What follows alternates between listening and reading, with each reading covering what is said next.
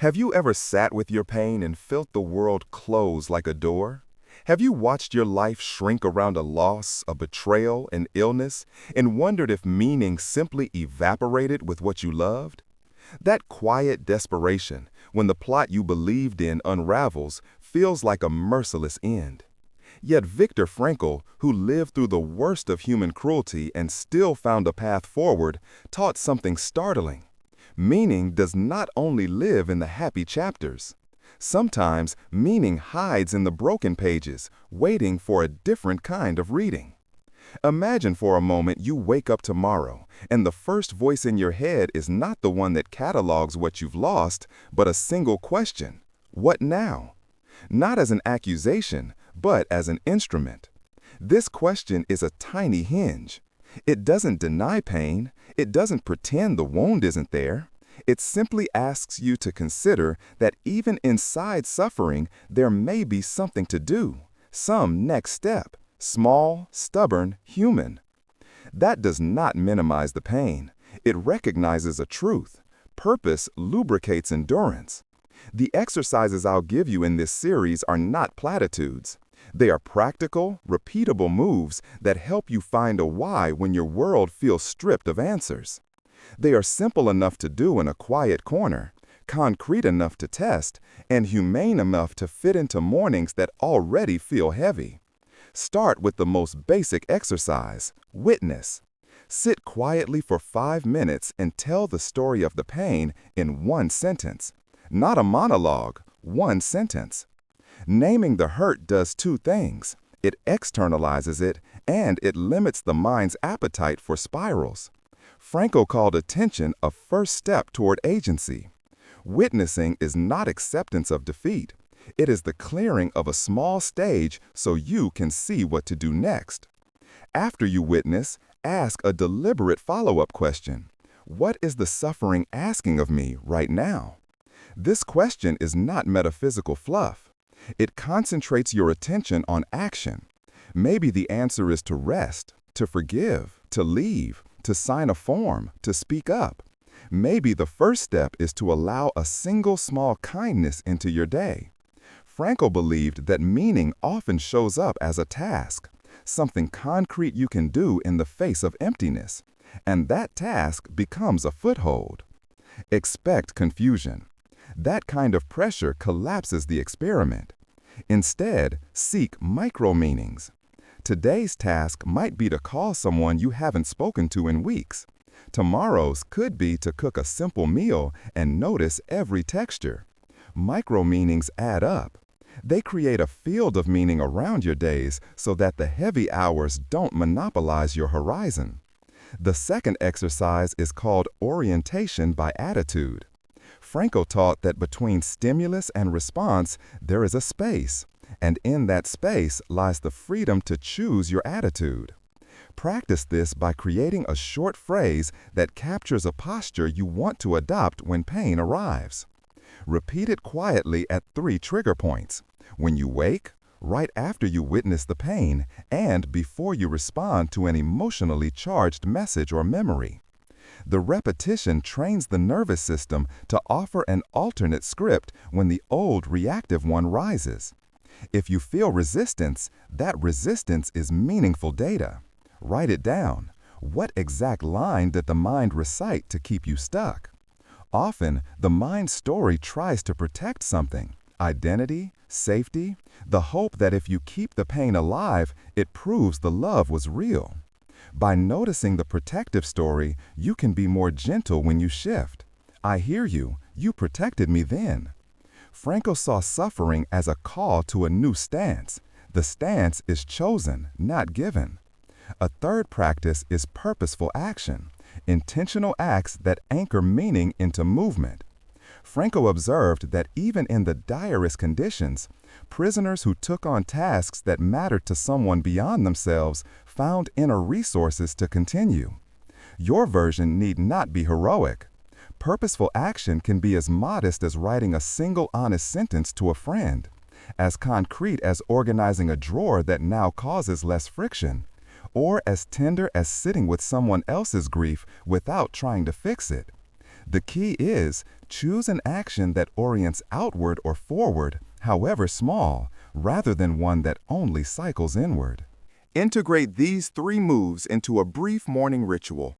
1 sentence witness, 1 posture phrase repeated, 1 small outward action. Keep it under 15 minutes. Frankl was not interested in rituals for ritual's sake. He valued what shifts bearing. The ritual trains your attention toward a life that answers pain with meaning, not a life that hides from pain with numbness. If this content is making sense to you, click the subscribe button and subscribe to the channel. Thank you for your support. You might be wondering, does this minimize injustice? Absolutely not. Meaning is not a balm that erases wrongdoing. It is a compass that helps you decide how to live in the aftermath. Sometimes the meaningful choice is resistance. Sometimes it is leaving. Sometimes it is building a different life. Frankl's point is that meaning can be found even when conditions are unjust. It is an orientation you take, not a guarantee the world will fix itself. Practice humility in this work. Your first attempts will feel small and imperfect. That is the point. Grand gestures are tempting because they promise overnight transformation. The real change is quiet and accumulative. Start small so the exercises are doable every day. Keep a single-line journal. Each morning, write the 1-sentence witness and the 1 action you took. Over weeks, you will notice how the small accumulations change the architecture of your life. There will be days when the ritual feels like a mockery. On those days, do the witness and then do nothing else. The ritual is a tool, not a rule. The requirement Frankl asks of us is presence, to meet suffering without succumbing to despair. This is not effortless. It is deliberate labor, the labor of showing up to a broken landscape and choosing again and again to find what matters. Before we move on, consider a small experiment for tonight. Write 1 sentence describing the pain, then write 1 sentence about a micro-action you can take tomorrow that will orient you outward. Keep it physically close, on your nightstand or phone, and glance at it in the morning. That tiny bridge between night and morning often shifts the feel of the day. In the next part, we will practice the 3 exercises step by step with real examples. How to witness without drowning, how to craft posture phrases that actually work, and how to pick purposeful actions that don't feel performative. We will also look at the moral traps to avoid, like turning meaning into toxic positivity, and learn how to be honest without being crushed. Listen closely. Now we take the exercises off the page and put them into the kind of real mornings people actually live.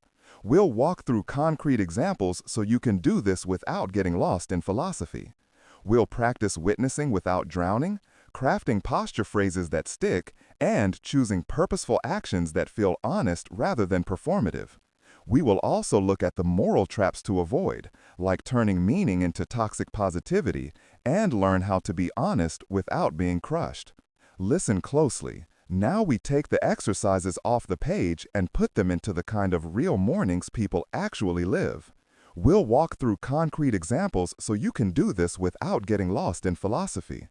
We'll practice witnessing without drowning, crafting posture phrases that stick, and choosing purposeful actions that feel honest rather than performative. Ready?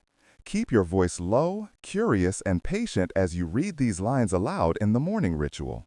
Begin with a tighter witness. Instead of 1 long paragraph about everything that hurt you, try this 3-part sentence structure. 1. Name the event. 2. Name the immediate feeling. 3. Name the single next small thing. That structure contains the storm without being the storm.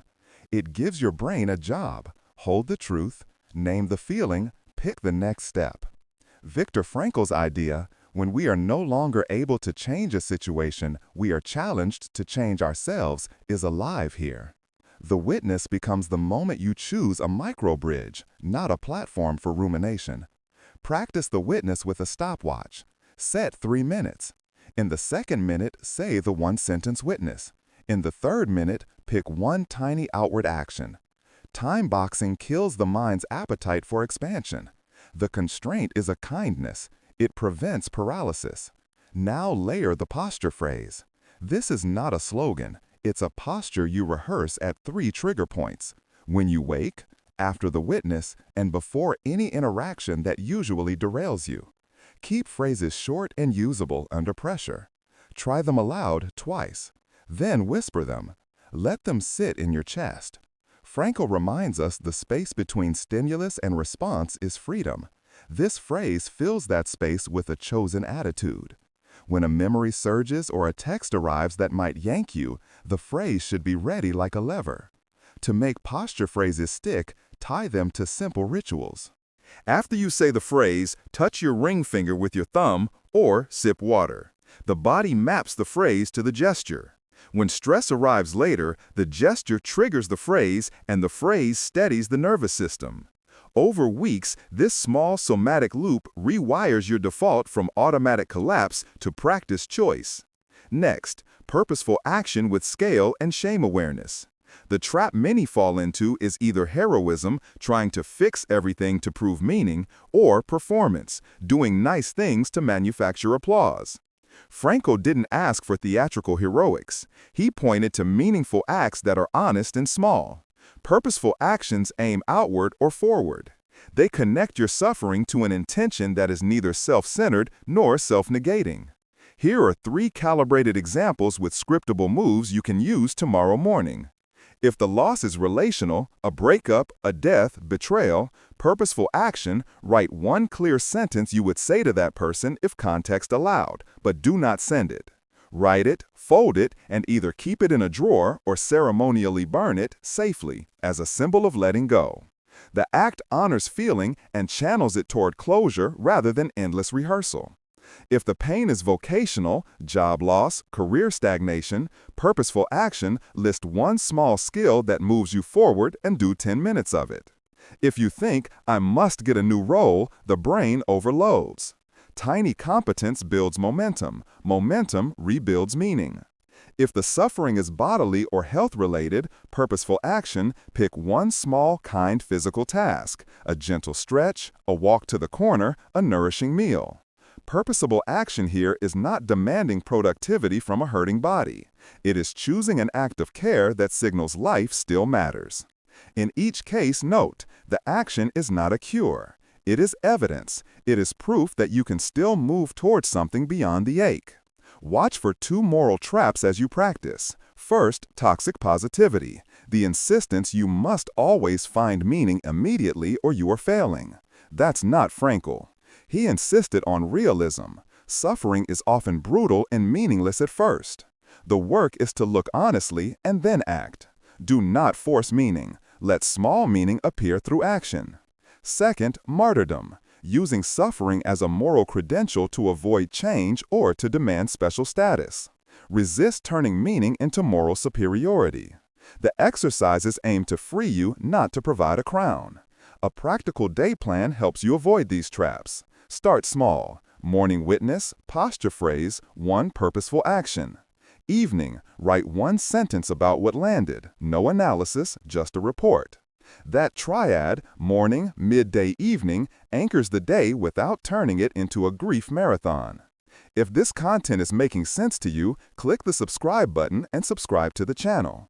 Thank you for your support. Let's turn to a live example you can rehearse right now.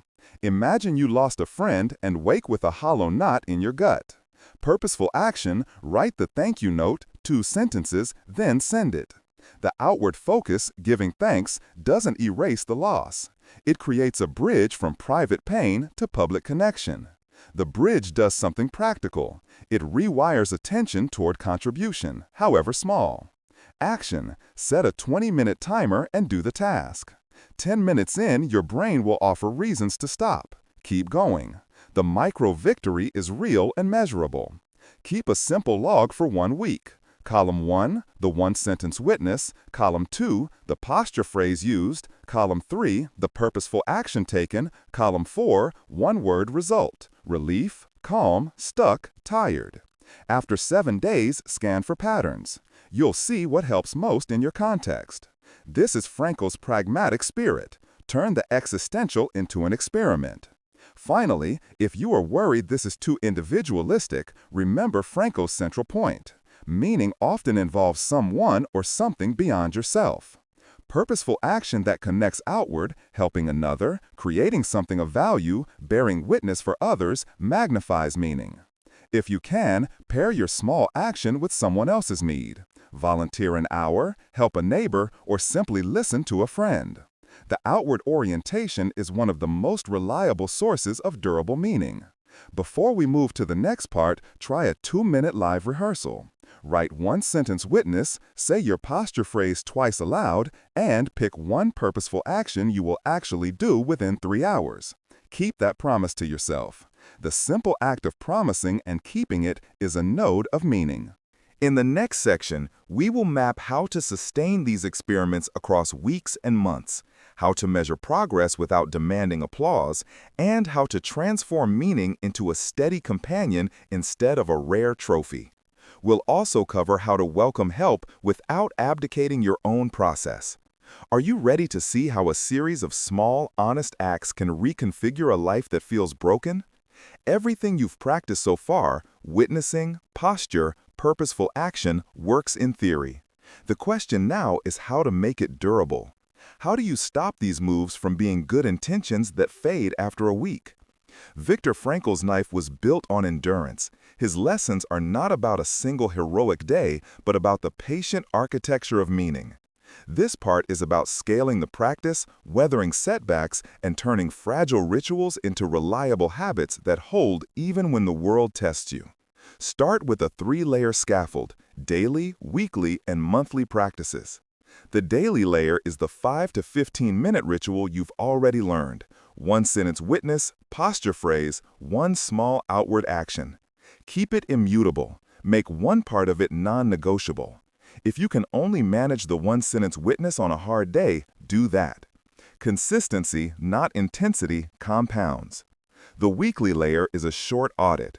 Once a week, spend 10 minutes reviewing your log. Ask 3 questions. What concrete action moved me, however slightly? Where did I get hijacked and why? What is one tiny tweak I can try next week? Record answers in 1 sentence each. This is not therapy, it's an experiment lab. Frankl's method was practical. He observed, adapted, and kept going. The weekly audit keeps you honest and avoids the trap of vague moralizing. The monthly layer is a quiet integration session, 20 to 40 minutes for deeper reflection. Use this time to connect the dots, patterns across weeks, relationships changing, recurring narratives that still hold you. Ask, is my meaning oriented outward, someone or something beyond me, inward, growth, or both? Frankl emphasized meaning that transcends the self. Use the monthly session to ask whether your actions are connecting to something larger, a service, a craft, a love. If not, experiment with one outward-facing act next month and measure its effect.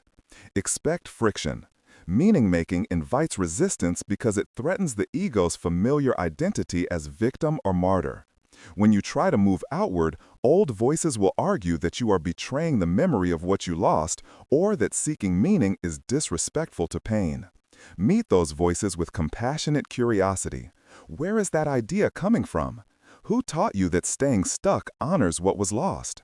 Frankl didn't ask us to ignore the past, only to find a stance that allows life to continue with purpose. Build micro-infrastructure that reduces friction. Put the ritual notebook on your pillow, set a recurring phone alarm labeled witness, or schedule a 20-minute block for purposeful action in your calendar labeled in a way that appeals to you, not work on meaning, which might feel heavy. Try tend the plant or write 1 sentence. Design matters. When the path is obvious, the mind is less likely to invent excuses. Track soft metrics, not moral tallies. Measure actionable indicators. Number of days you completed the ritual, number of small outward actions taken, number of times you paused before reacting. These metrics are wins you can see. Frankl understood the difference between suffering and the stance toward suffering. Track the stance. Prepare a relapse kit for relapse. Relapse is not failure, it's part of human learning. When you slip, skip the ritual, react old-sourced, apply 3 steps immediately. Pause, note, recommit. Pause, 1 deep breath. Note, write 1 sentence about the trigger and what happened. Recommit. Pick the simplest next act, one-sentence witness now, or a single small outward move. Fast repairs interrupt the shame spiral and keep momentum alive. The ego wants relapse to mean I always fail. Quick repair breaks that narrative. Cultivate social supports deliberately. Meaning is most durable when connected to others.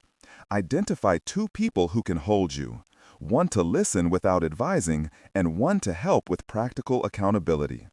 Tell the listener how you want to be heard. Just listen for 2 minutes, then ask me one clarifying question, so the conversation doesn't devolve into problem solving. Or, I'll report one tiny action every Sunday.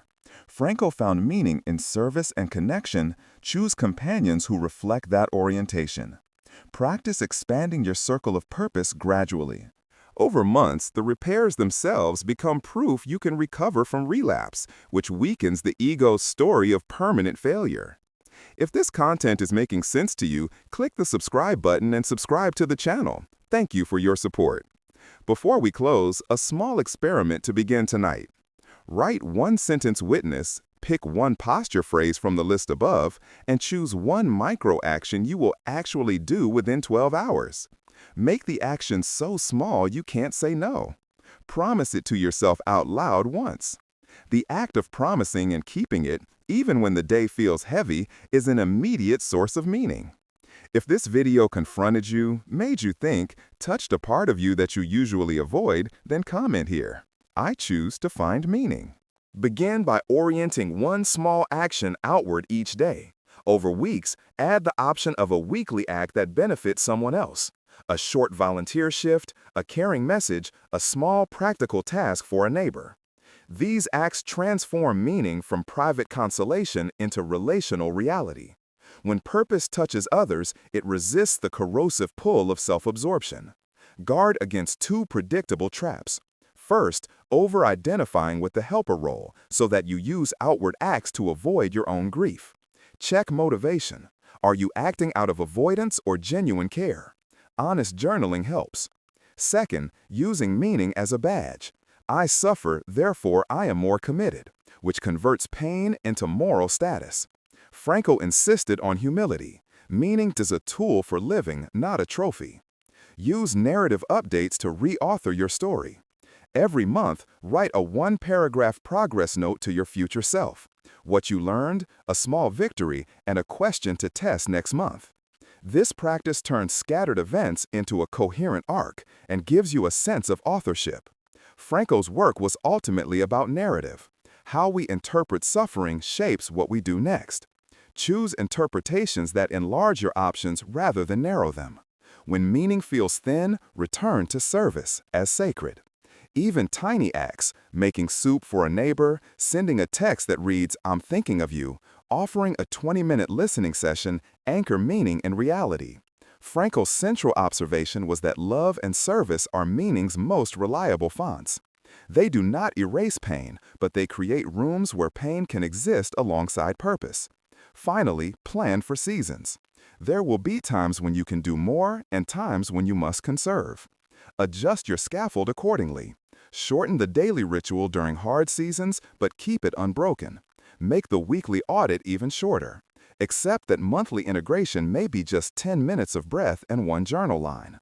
The point is continuity, not volume. If this content is making sense to you, click the subscribe button and subscribe to the channel. Thank you for your support. Before we close this part, an experiment. For the coming week, commit to the 3x5 rule. 3 tiny outward actions across 5 days. They can be as small as a gratitude text, a 10-minute task that helps someone, or a brief volunteer micro-shift. At the end of the week, journal one sentence about what shifted. This small, outward-focused discipline trains the soul in ways solitary practices rarely do. In the next part, we will tie everything together into a 30-day plan you can take from the page straight into life. We'll give you a ready-to-use schedule, exact wording for posture phrases you can copy, and fail-safe micro-actions mapped to common types of pain: loss, betrayal, illness, failure. We'll also close with a clear invitation, something simple you can comment to make this practice public and strengthen your resolve. Are you ready to commit to a month of small, honest steps toward meaning? If this video confronted you, made you think, touched a part of you that you usually avoid, then comment here. I choose to find meaning. Now we bind everything into a 30-day plan you can actually use. Not a rigid program, but a flexible laboratory that turns small daily moves into a durable change in how you live with pain. This plan is simple to follow, easy to adapt, and designed to protect you from the two most common sabotages, overwhelm and perfectionism. Read it aloud in your morning ritual, or paste it into a note you check each day. The aim is to make meaning not exhausting. Week 1. Establish the baseline. Spend 5 to 15 minutes each morning on the ritual you already know. One sentence witness, one posture phrase, one small outward action. Keep the action tiny and doable. Write one sentence, send one message, wash one plate with attention. Each evening, write a one-line log. What you did and one short observation. Calm, tired, resisted. The point of week 1 is to prove to yourself that this practice fits into real life. Small consistency beats dramatic effort. Week 2. Add the pause. Keep the daily ritual and add one deliberate micropause each day.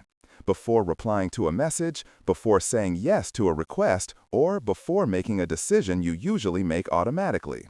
Use a posture phrase in that pause. The pause is a magnifying glass on habit. It reveals the small auto-responses that fuel suffering. Record one example each day in your log. Notice how many times the pause produces a different choice. This week trains you to insert freedom into the space habit used to occupy. Week 3. Expand outward. Keep the first 2 weeks' practices and add 2 outward acts across the week. Small, real, and for someone else.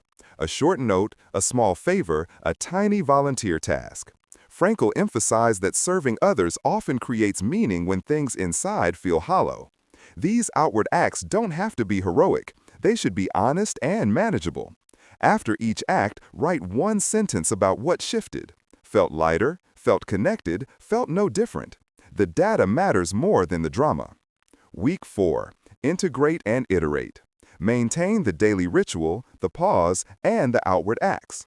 Schedule one 20 to 40-minute integration session this week. Journal a pattern you've seen, write a letter to a younger self, or visualize a future action that matters. In that session, choose one micro tweak for the next month. A new posture phrase, a slightly longer outward act, or a different time for the ritual if mornings didn't work. The idea is to keep experiments short and cumulative. Across the month, keep 3 simple metrics: ritual days completed, count; pauses used, count; and outward acts performed, count. These are not moral tallies, they are behavioral evidence. At the month's end, answer 3 plain questions in one sentence each. What worked? What surprised me? What small tweak will I try next? This habit of short reflection converts scattered attempts into a coherent practice and gives you a real sense of progress. Now, a set of fail-safe micro-actions mapped to common types of pain. Pick the one that fits you and use it as your daily outward act when the ritual feels fragile. If the pain is loss, write one honest sentence to someone you miss, not to send, just to clarify your heart. Then do one small act of care for your immediate space. Water a plant, fold a garment, clear a table. The combination grounds longing in an actual gesture. If the pain is betrayal, draft one clear boundary sentence you will use if needed, and then do one small act that protects your future. Research a support group, schedule a free consult. The forward-facing move restores agency. If the pain is illness, choose one tender physical action, a gentle 10-minute movement, a nourishing meal, a brief breathing practice. Then send a short appreciative message to someone who tends you. Illness often shrinks your social field. Reconnecting restores context. If the pain is failure, pick one subtask related to growth and do 10 focused minutes on it. Then share one small insight with a peer or mentor. Failures become data. Sharing them turns isolation into accountability. Use these micro-actions as practical anchors. They are not magical cures, but consistent levers that shift your nervous system from stuckness to agency. A short note on language and posture phrases you can copy. Pair each phrase with a somatic anchor, a thumb to index touch, a short breath, or a slow exhale. The anchor ties the phrase to the body, so that when stress arrives, the body cues the phrase, and the phrase changes the story. Prepare simple responses for social situations. These sentences are crisp, dignified, and non-defensive. They protect your process without escalating conflict. Now the ethics of meaning. Don't weaponize purpose. The trap is using finding meaning to blame others for your pain. If they had behaved differently, I would have found meaning sooner. Or using it as a badge of moral superiority. Frankl taught humility. Meaning is not a competitive sport. Use these practices to enlarge your capacity to act, not to inflate your identity. When you practice outward acts, make them anonymous if possible. Serve without applause. This preserves the integrity of the work. Weather the social tests with a brief script. Say it once, then let behavior do the rest. Consistency communicates your new rhythm far better than explanations. Finally, a compact maintenance plan after the 30 days. Keep a 5-minute morning ritual and 1 weekly audit. Keep 2 outward acts across the week, even minimal. Monthly, reprise a deeper integration session. The goal is not intensity, but continuity, a life shaped by steady choices rather than dramatic rescue acts. If you slip, repair fast. 1 breath, 1 sentence in the journal about what happened, and 1 tiny action now. The quick repair beats shame and keeps momentum.